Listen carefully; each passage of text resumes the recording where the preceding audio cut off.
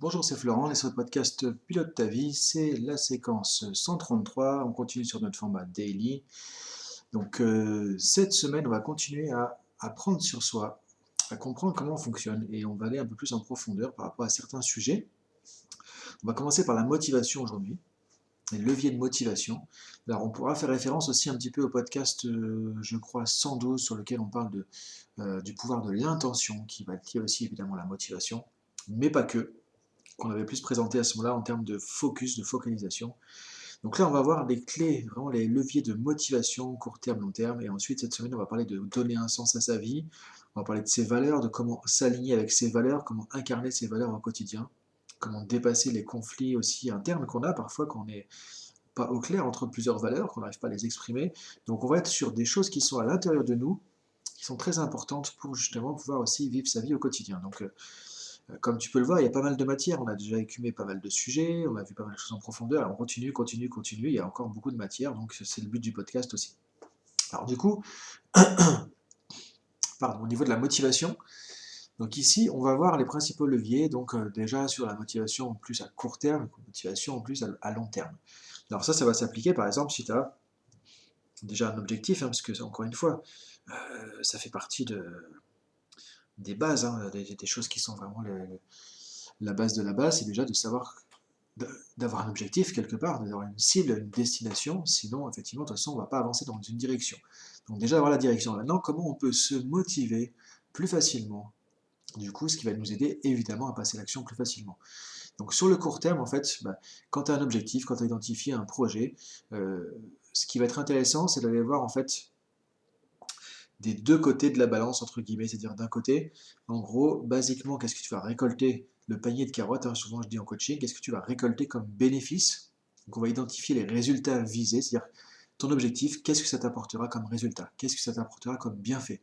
Qu'est-ce que ça va t'apporter comme justement fruit que tu recherches? Donc les conséquences positives que tu vas retrouver grâce à l'atteinte de ton objectif, ce que le projet va te rapporter. Et là, c'est important de voir éventuellement pour toi, pour les autres, pour ton équipe, donc tu vois au sens large, en gros tous les résultats positifs qui vont pouvoir émerger de l'objectif. Donc ça crée de la motivation, qu'on appelle en PNL la motivation aller vers. Aller vers, c'est-à-dire qu'on va dans une direction, mais attiré par la direction. Ça crée un sentiment d'attraction. Donc sentiment d'attraction vers quoi? Vers l'objectif. Donc si tu veux te motiver déjà, ça c'est un mouvement en avant, qui identifie, ok, quand j'aurai atteint cet objectif, quand j'atteindrai cette cible, qu'est-ce que je vais en obtenir? Qu'est-ce que ça va m'apporter concrètement? Qu'est-ce que ça apportera aux autres avec moi? Et là, tu peux lister de manière assez extensive, hein, les choses, hein. Le but, c'est pas de s'arrêter à simplement, oui, j'aurai plus de temps, plus d'argent. Voilà, c'est d'aller voir qu'est-ce que ça va vraiment t'apporter comme résultat, qu'est-ce que tu vas récolter, justement, qui va pouvoir vraiment sortir de cet objectif. Donc ça, c'est plus sur le court terme. Donc maintenant, on peut aller le voir de l'autre côté de la balance, comme tu disais. De l'autre côté, là, on va retrouver du coup l'inverse, non pas du aller vers, mais du s'éloigner de. C'est-à-dire que là, ok, ton objectif, en gros, il va t'aider à atteindre certaines choses. Mais en même temps, il peut t'aider aussi à dépasser certains problèmes. Quand tu auras atteint cet objectif, peut-être que tu auras des limitations en moins, tu auras des problèmes en moins. Donc là, c'est intéressant aussi d'aller voir ça, de créer un système de motivation. Cette fois, alors encore une fois, c'est plus la motivation à court terme parce que ça donne ça te drive en fait là tout de suite maintenant pour avancer. Sur le long terme, ça ne suffit pas forcément, donc là on va voir ce qu'il y a autre chose après justement. Donc là, ça sera d'aller voir, ce qui va être intéressant, d'aller voir quels sont les problèmes que ça va permettre d'éviter. Quelles sont les difficultés que tu vas pouvoir éviter parce que tu vas atteindre ton objectif. Donc en gros, tu vois, tu as un objectif devant, tu as une cible. En gros, d'un côté, ça va te pousser en avant parce que tu vas avoir une force de répulsion cette fois, tout ce que ça va te permettre d'éviter. Par exemple, tu atteins ton objectif de lancer ton activité à ton compte, ça t'évite d'être dégoûté parce que ton boulot ne te plaisait pas en tant que salarié, ça t'évite d'avoir un patron et ça se passait pas forcément bien pour toi, ça t'évite d'être limité par certains horaires de salariés, etc. Donc ça t'évite des problèmes que toi tu voulais pas justement. Donc ça va te donner la motivation pour en sortir. Donc là, ce qui est important de comprendre, c'est une motivation par un push, c'est-à-dire que ça va pas t'attirer, ça va te pousser d'une situation, ça va te pousser d'un état présent. En gros, qu'est-ce que tu vas pouvoir arrêter d'avoir dans ta vie aujourd'hui qui ne te plaît pas parce que tu vas atteindre cet objectif. Donc ça, c'est une motivation, force de répulsion. De l'autre côté, avec ce qu'on a vu avant, force d'attraction.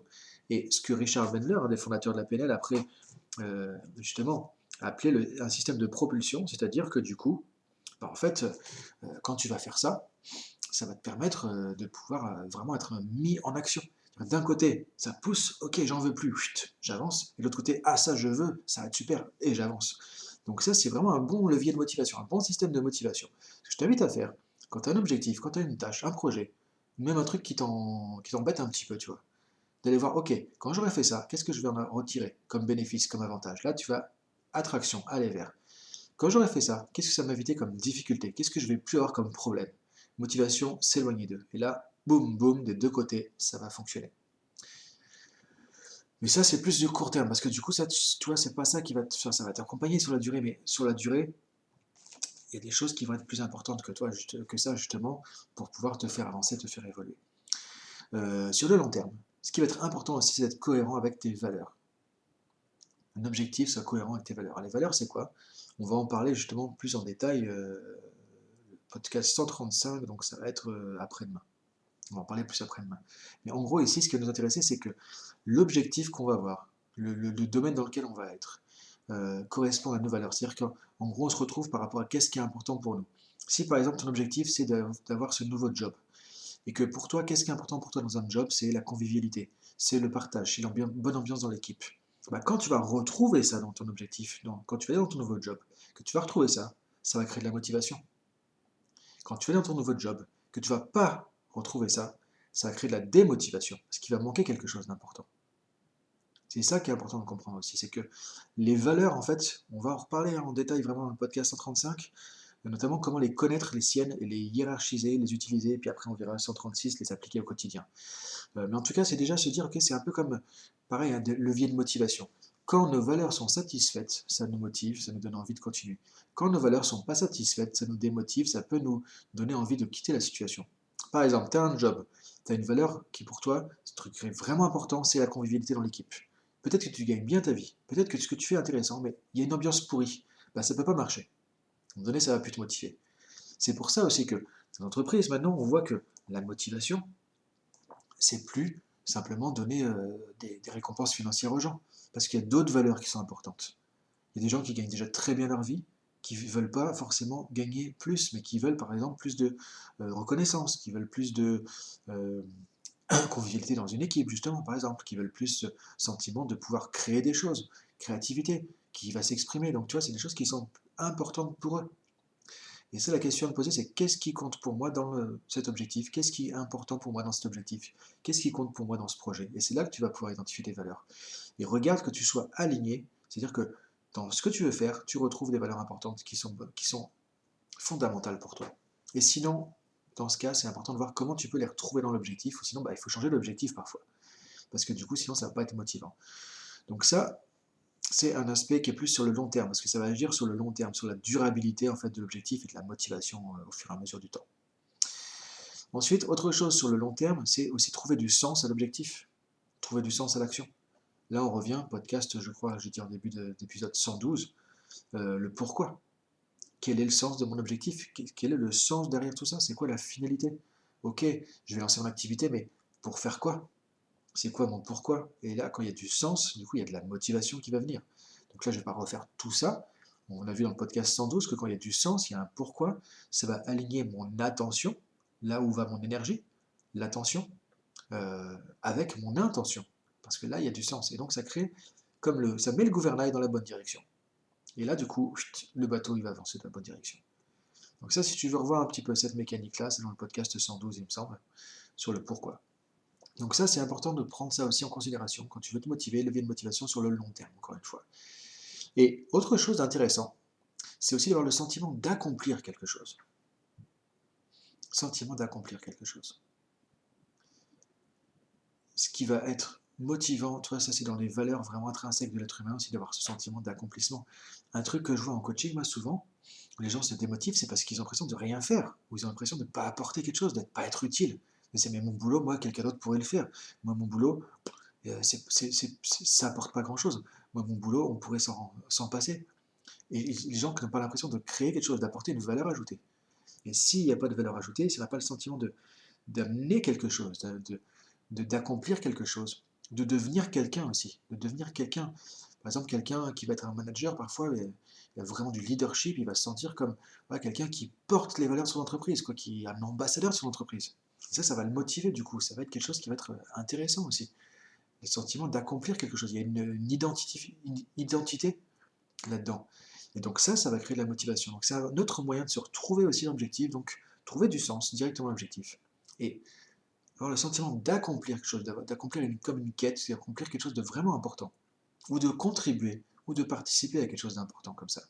Et ensuite, avoir le sentiment de devenir quelqu'un, c'est-à-dire que de devenir quelqu'un qui fait quelque chose, qui apporte quelque chose aux autres. Et là, c'est quelque chose qui va être valorisant, mais d'une manière vraiment positive, constructive, et ça va aider à tenir sur la durée. C'est-à-dire que la motivation sur la durée, elle est vraiment à ce niveau-là. Cohérence avec les valeurs, trouver le sens à l'objectif et à l'action. Avoir un sentiment de j'apporte quelque chose, je contribue à quelque chose, et je deviens ou je suis quelqu'un quand je fais ça. Et ça, c'est vraiment intéressant. Donc je te laisse réfléchir à tout ça. Et donc cette semaine, donc, tu vois, on va aller un petit peu à l'intérieur de notre fonctionnement encore une fois. Je te laisse réfléchir maintenant, du coup, par rapport à tes projets, tes objectifs, pro, perso, qu'est-ce qui te motive en ce moment du coup, où est-ce que tu as besoin de la motivation? De prendre la fiche, tu peux retrouver ça sur dailypilotetavie.com, tout attaché, dailypilotetavie.com, tu t'inscris, c'est gratuit, tu retrouves toutes les fiches de tous les podcasts au même endroit, sur une même page, et effectivement, il y aura bientôt des vidéos de coaching aussi qui seront offertes avec. Voilà, je te dis bonne journée à toi, euh, ou bonne fin de journée si tu m'écoutes en soirée, et à demain pour le prochain podcast. Salut!